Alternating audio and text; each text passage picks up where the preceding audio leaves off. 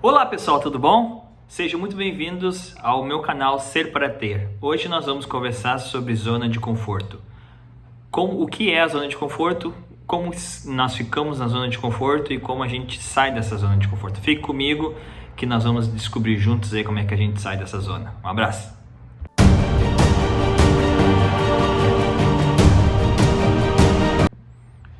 Bom, como diz o nome, zona de conforto é uma zona que nos deixa numa zona confortável. E por que a gente fica numa zona confortável? O nosso cérebro ele é programado para economizar energia e atender às nossas necessidades básicas. Não sei se você já ouviu falar sobre a pirâmide de Maslow. A pirâmide de Maslow ela foi desenvolvida é um conceito que foi criado pelo psicólogo norte-americano Abraham Maslow e ele fala sobre a hierarquia das necessidades. É uma pirâmide, certo? Onde tem, eu vou colocar aqui a imagem dela para vocês acompanharem. Como é que funciona? A base da pirâmide, certo? É onde fica as nossas necessidades fisiológicas. E conforme Maslow, a ideia é que quando a gente atinge a plenitude, quando a gente se torna um ser humano completo, nós temos que atender todas essas necessidades da pirâmide, desde a base até o topo. Chegando no topo, então a gente tem a nossa plenitude, a nossa vida plena, como ele dizia. Só que o que acontece? O nosso cérebro ele foi projetado para economizar energias para atender essas necessidades básicas da pirâmide, a nossa parte fisiológica, que é comer, respirar, tomar água, certo? São as nossas necessidades básicas, o que mantém o nosso sistema funcionando hoje. Falando nisso, então, o que acontece quando tu vai fazer uma atividade nova, quando tu vai querer sair da zona de conforto? Então, tu tá numa zona de conforto onde está tudo ok para ti, né? Tu não precisa fazer esforço nenhum, tu recebe o que tu tem que receber, tu faz aquilo que tu é programado a fazer, certo? Então, tu não tem que fazer coisas novas, porque isso aí já virou uma rotina para ti, isso aí já virou um hábito. Agora, quando tu quer fazer uma coisa diferente, por exemplo, eu tenho que ler um livro, eu tenho que estudar, tenho que fazer alguma coisa diferente do que é o meu habitual, o nosso cérebro tem que criar sinapses novas, tem que chamar neurônios, fazer comunicações novas no nosso cérebro, tem que criar, isso se chama neuroassociações. Ele tem que fazer essa comunicação com outros neurônios, certo? Para poder fazer uma atividade nova que ele não está acostumado a fazer. Isso aí o que? Demanda energia. Essa energia, então, que o cérebro, né, vai ter que gastar, faz com que o quê? Com que ele te sabote, com que ele faça e te jogue estímulos para que tu desanime, que tu não continue fazendo aquela atividade nova, porque para ele é muito estressante isso. É muito estressante para o cérebro fazer isso aí. Aí então o que tu faz, né? Tu, por exemplo, tu vai ler um livro, que tu não costuma ler um livro. Tu começa a ler o livro, nas primeiras páginas tu começa a bocejar. Por quê? Porque o teu cérebro está mandando sinais para ti dizendo que isso aí está sendo muito estressante para mim, eu não quero gastar esse tipo de energia, então ele te sabota. Então como é que a gente pode fazer para sair desse ciclo vicioso? Colocar metas pequenininhas. Por exemplo, vou ler um livro, vou ler todos os dias 10 páginas. Né? Vamos supor que o teu objetivo seja ler um livro inteiro. Quando chegar no final da semana, tu já vai ter lido 60 páginas, certo? Num livro de 150 já foi quase metade. O que vocês acham? Não é uma ideia boa para o teu cérebro? O teu cérebro vai dizer, um esforço é pouquinho. E aí, quando tu vai fazendo isso durante uma semana, o teu cérebro vai entender que isso aí já virou um hábito, que não, como ele já criou essas rotinas na tua cabeça, esses neurônios, então fica menos gasto energético. Então ele não vai precisar ter tanto esforço para tu fazer essa atividade de novo. Então quando pegar outro livro para ler, vai ser mais fácil de tu começar e tu não vai ter essa sensação de desânimo, né? E de cansaço em estar realizando isso. Então a pirâmide de Maslow, ela é a nossa pirâmide das necessidades. Nosso cérebro ele foca o quê? Em guardar energia para isso aí. E como diz o Charles Duhigg, do livro O Poder do Hábito, a gente tem que então identificar quais são os gatilhos que a gente tem para determinado hábito e então poder criar hábitos novos, né? Criar loopings de hábitos novos, encontrando os gatilhos, fazendo as ações, tendo as recompensas. Por quê? Porque o nosso cérebro precisa dessa recompensa, ele precisa buscar essa recompensa imediata. Então quando tu faz um hábito, quando tu faz algo que tu botou como objetivo, certo? E aí então tu fez aquela ação e tu teve uma recompensa. Voltando no caso do livro, de ler 10 páginas por dia. Quando chegou na 10ª página, se sinta feliz, se sinta realizado em estar fazendo aquela atividade.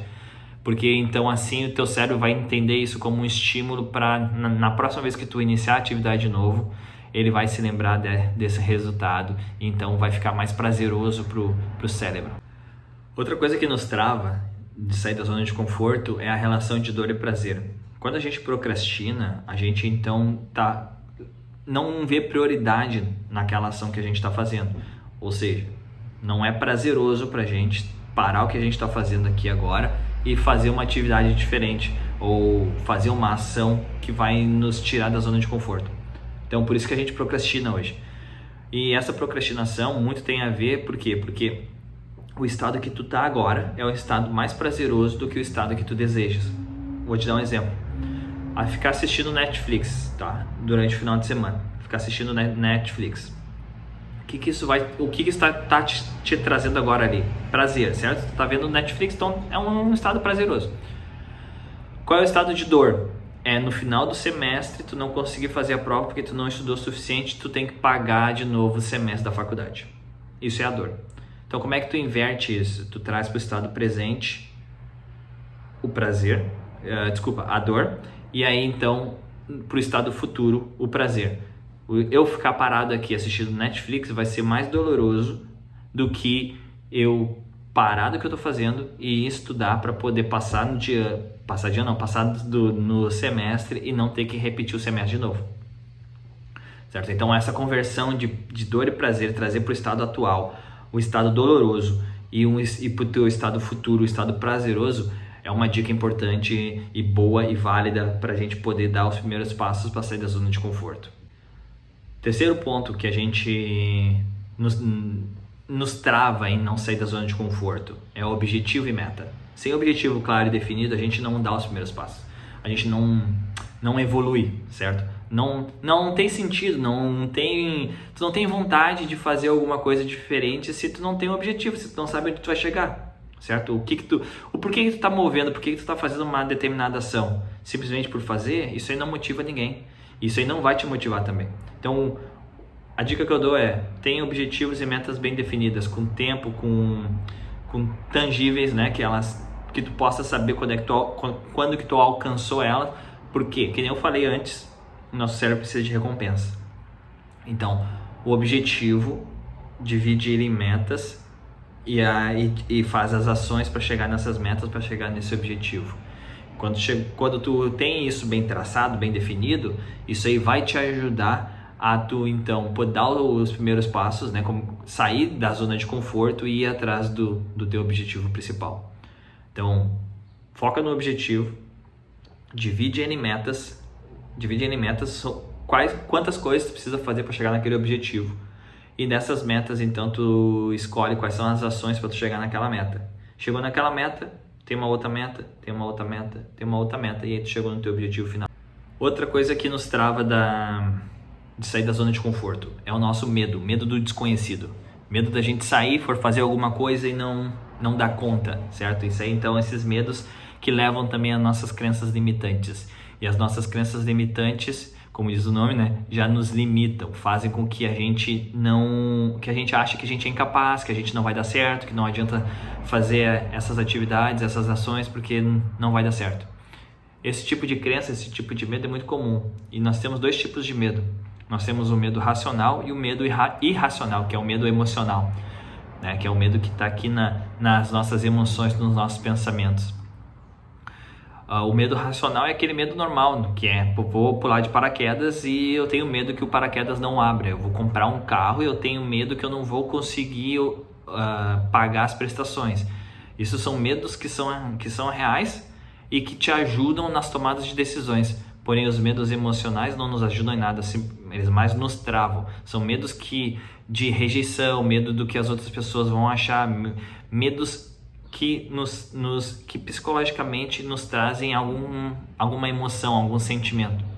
Então esses medos a gente tem que tentar entender, e se você não sabe qual é o medo que tá te travando hoje, qual é a crença limitante que está te travando, você tem que ir atrás então do especialista, né, num profissional que te ajude aí a encontrar esses medos.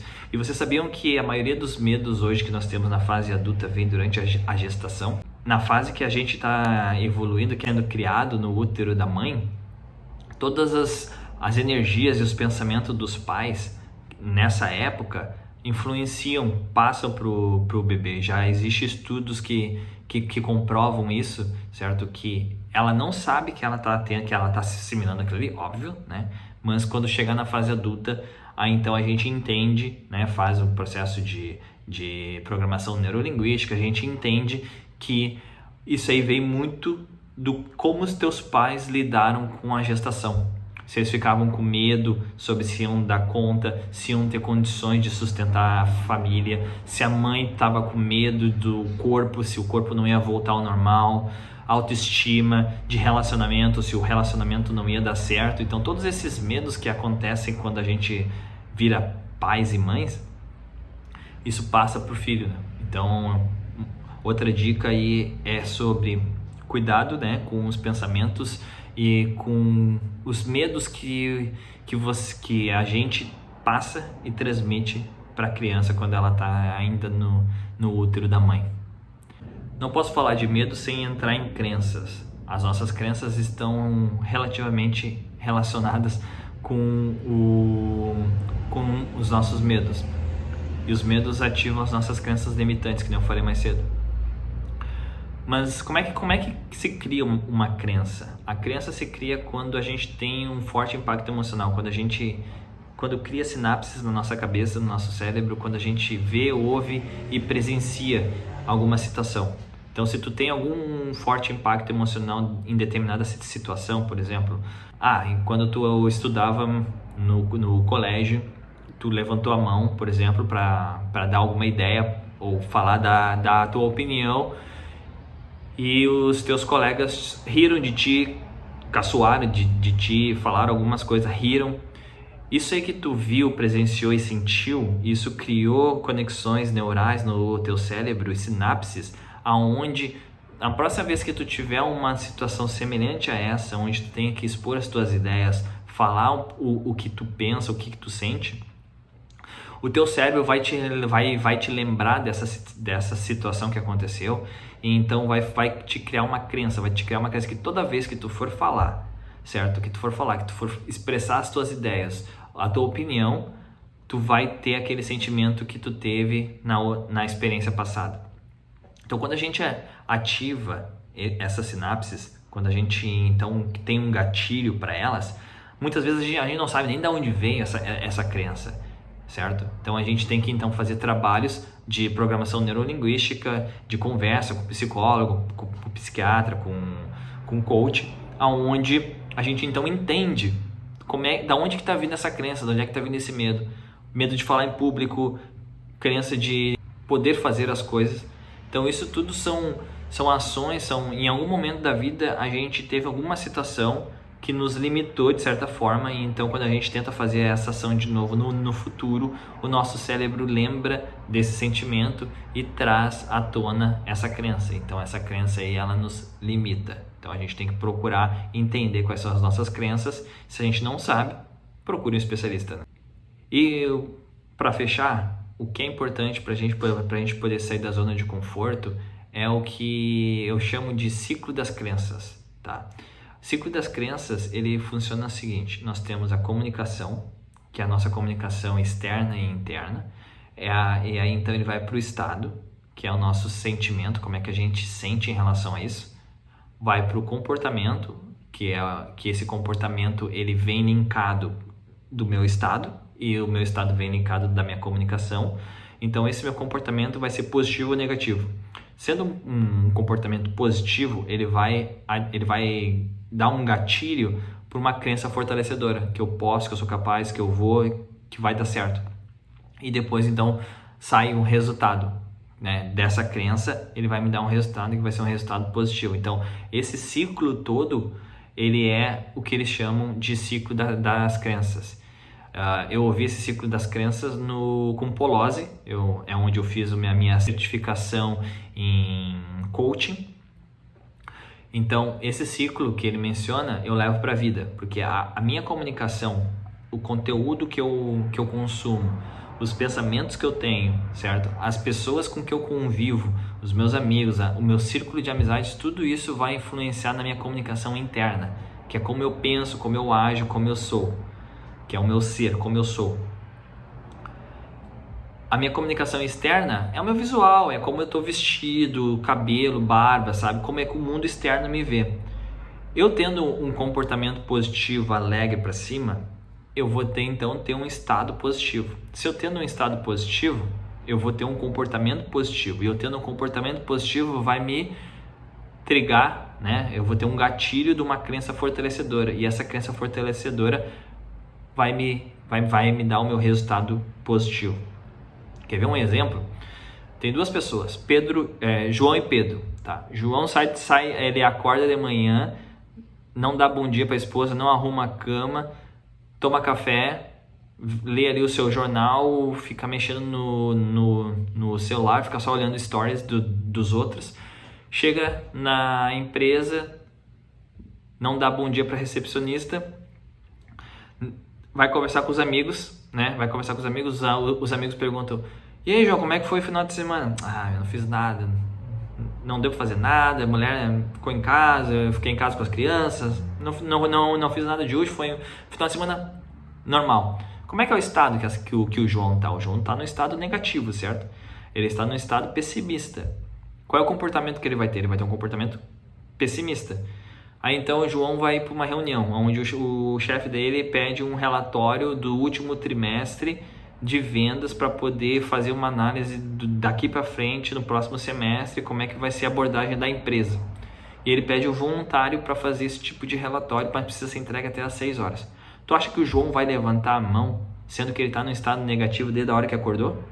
Óbvio que não, ele vai chamar a crença limitante dele, a crença que isso não vale a pena, isso é perda de tempo, não vai dar em nada, eu não vou gastar minha energia com isso, certo? Então os pensamentos negativos dele influenciaram diretamente a crença que ele usou, e essa crença gerou o resultado dele. Qual foi? Zero. Não foi positivo. Se não foi positivo, foi um resultado negativo. Agora o Pedro.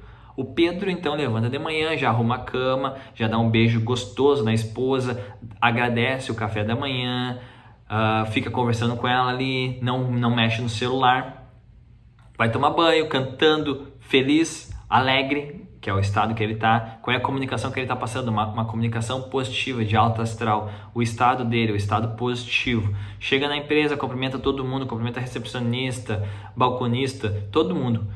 Quando chega nos amigos, os amigos perguntam: e aí, Pedro, como é que foi o final de semana?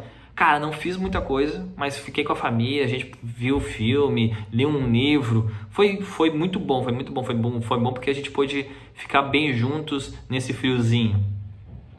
Olha qual é a comunicação, qual é o comportamento que tá o Pedro. O Pedro tá no comportamento alegre, né, otimista. Então, vai para a mesma reunião que o João tava. O chefe, então, faz a mesma proposta de entregar o relatório. Então, quem é que levanta a mão? O Pedro. Por quê? Porque ele já está no estado positivo, ele já está no estado de alegria, certo? Ele já está com o estado de motivação e ele ativa, então, a crença dele, que é: eu posso, eu consigo, eu vou conseguir entregar isso aqui às 6 horas. Ele, então, entrega o relatório às 6 horas, o chefe gosta do resultado do relatório, passa para o diretor, o diretor, então, agora sabe quem é o Pedro. Então, todos os outros relatórios, o chefe não precisa mais pedir voluntário, porque ele já vai direto no Pedro, que sabe que ele fez um bom trabalho. Resumo da história: no final do mês, final do ano, as metas excederam por causa dos relatórios que o Pedro ajudou a fazer. E com isso, então, o Pedro é promovido. Qual foi o resultado que o Pedro teve? O Pedro teve um resultado positivo, porque tudo começou pela comunicação. Então, pense bem, como é que os teus pensamentos hoje? Os seus pensamentos são pensamentos positivos ou pensamentos negativos? A tua comunicação, ela vai interferir diretamente no teu estado, e o teu estado vai interferir no teu comportamento.